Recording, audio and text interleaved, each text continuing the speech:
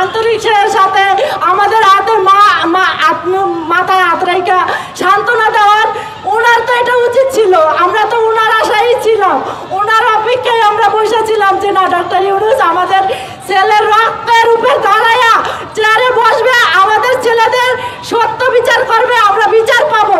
তাহলে আজকে উনি আমাদের সাথে দেখা করারই সময় পায় না কেন? আজকে দেখা করতে হবে, আজকে এখানে আসতে হবে। আমাদের ছেলেরা দেশের জন্য রক্ত দিচ্ছে, দেশ স্বাধীন করছে, আজকে দেখা করার সময় নেই এইটা বলার জন্য না। আমরা কেন রাস্তায়, আমরা কেন শহীদের সম্মান পাচ্ছি না? আমাদের সম্মান দিতে হবে। আমাদের এই যে এক বোনের স্বামী মারা গেছে, ও মেয়ে নিয়ে কিভাবে চলে, কিভাবে থাকবে? উনি গার্জিয়ানই তো নাই।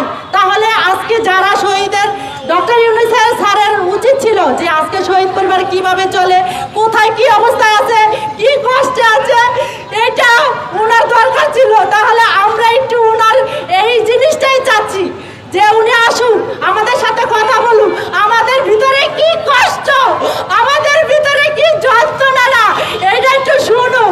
আমরা তো এইটা চাই, কিন্তু উনি আসতেছে না কেন?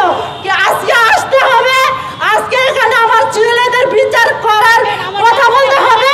আজকে আমরা বিচার চাই, বিচার চাই, হাসিনার বিচার চাই।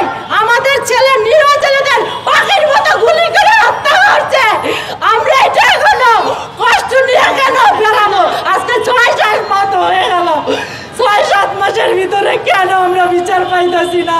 কেন আসামি ধরা হচ্ছে না? কেন আমরা আজকে রাজপথে? কেন শহীদ ফ্যামিলি তো এটা আশা করে নাই। আমরা তো আশা করছিলাম আমরা ডক্টর ইউনূস স্যারের কাছে যে আমরা বিচার পাবো,